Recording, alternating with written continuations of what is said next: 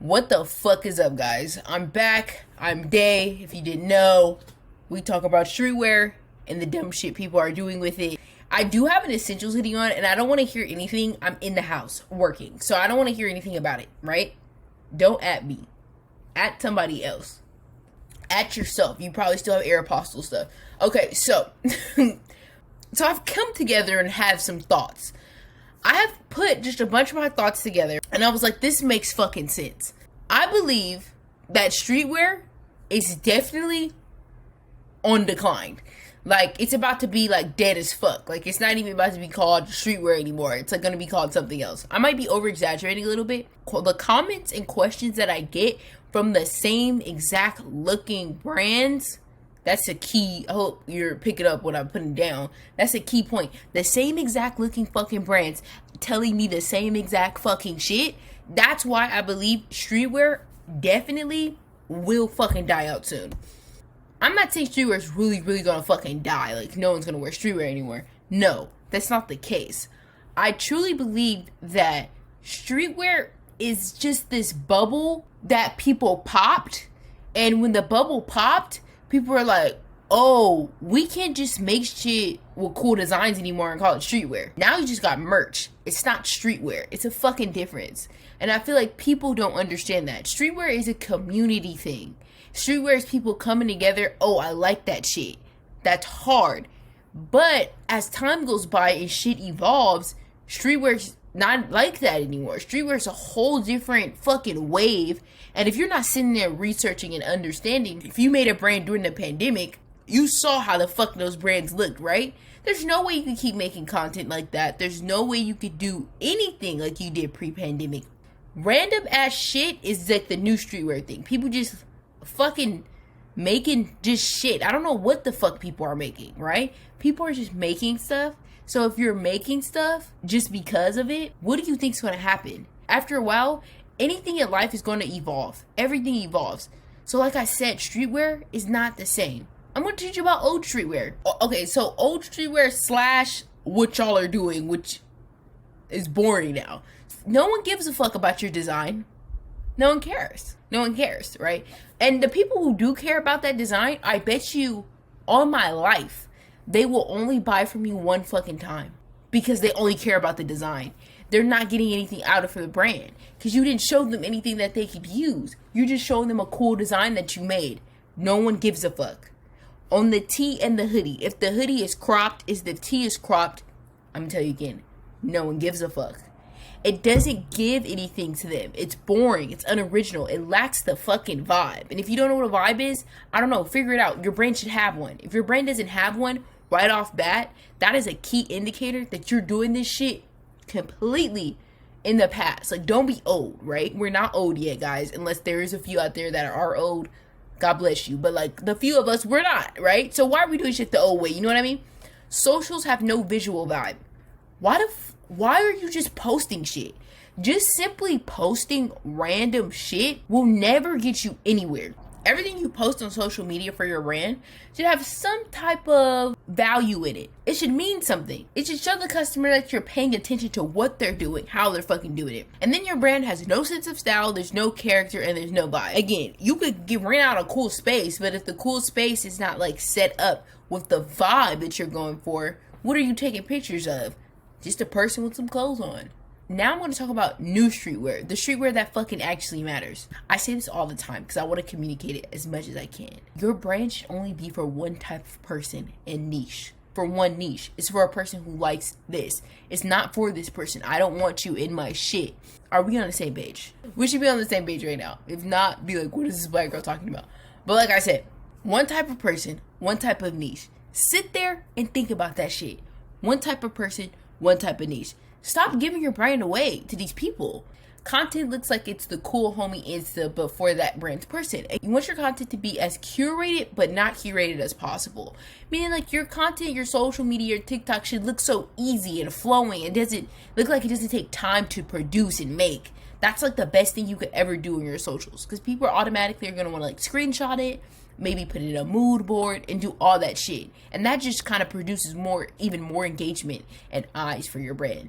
This is a new thing that I've been doing with one of my clients. They may have an account that doesn't match the brand at first glance. So one of my clients, I've been doing this thing where I made a new TikTok account. And on this new TikTok account, where it's in the same realm as the brand, but we're talking about totally different stuff. And it instantly got more views than the regular brand account, because obviously we're giving value now and we're understanding where that customer wants to be at in the product.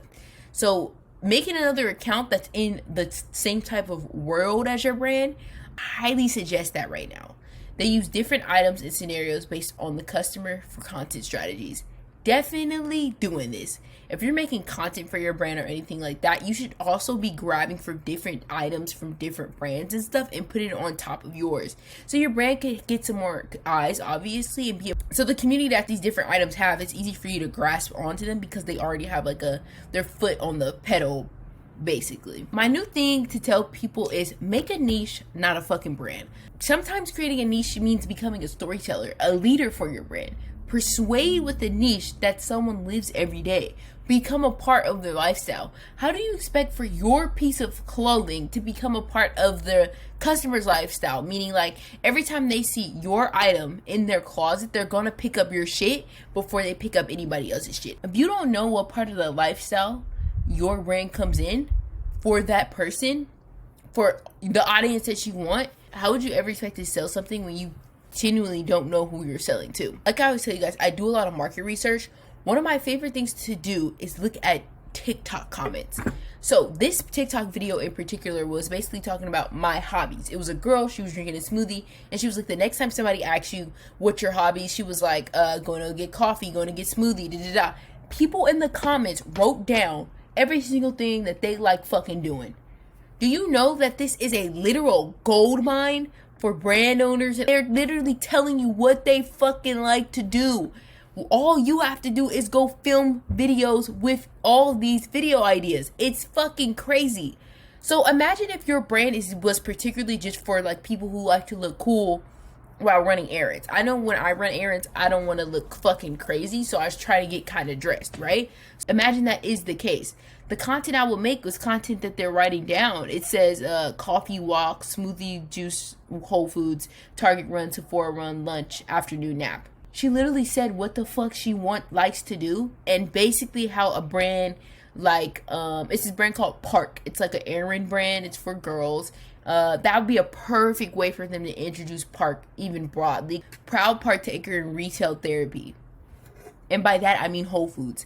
That is a whole video idea. You could go film that with the brand that is for running errands, and I bet you that video would get 20,000 views, maybe even a little bit more. Streetwear is taking this new route because the simple fact is, I feel like people with streetwear brands, they have like loosey-goosey built their way to the top without thinking about the back end of shit. And I said this in my last video. Sometimes the back end of shit, which is like the niche, that shit is most important. Like, just post things. I know some people say, when you get your shit, just post.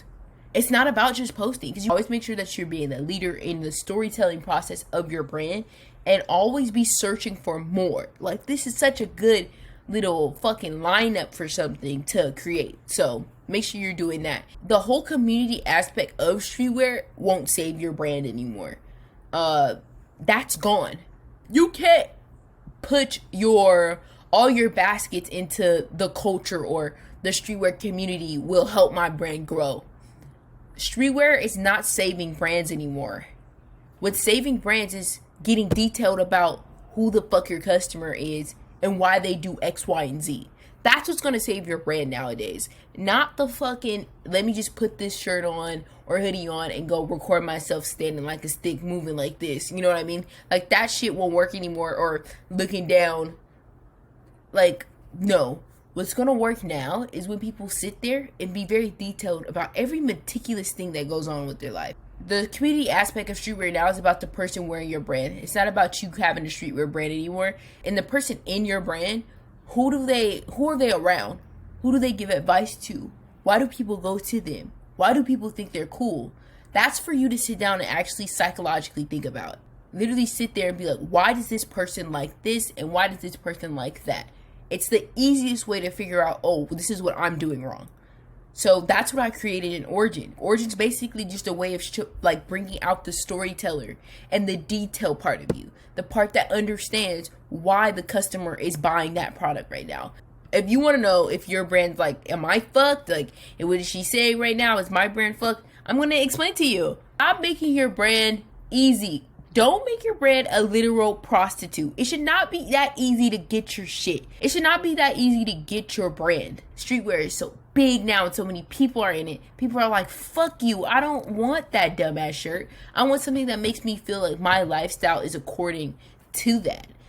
People who buy your brand are starter pack streetwear users. So if you got people still buying your brand, usually from like the Facebook ads you're running and stuff like that, the starter pack streetwear person, that they should not be in your shit. It makes it look boring and like done before.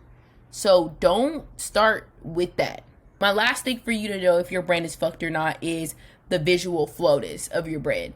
If I go on your Instagram and I go on your TikTok and it just literally looks like poop shit, I'm not going to stay there because it's not giving me anything. Streetwear used to be like cool designs and your friends and y'all are just like agreeing over something. And I'm not going to say streetwear is completely not that anymore, but I feel like it has evolved to streetwear is now visuals, vibes, and characters.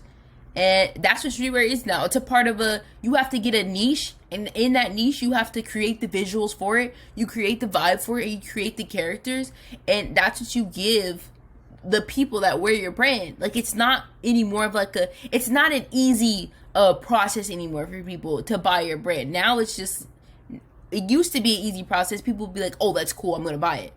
Now it's more like, oh, this is cool, I might buy it, but after I buy it, I'm not going to buy anything else because it was just a cool design. Because that's like the old streetwear shit. The new one is, I bought something, I go on their Instagram.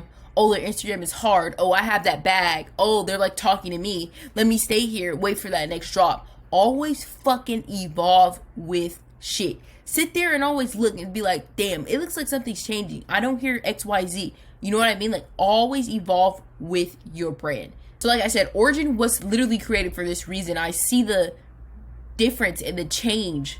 Like, streetwear's not going to keep being the same exact designs. That's it.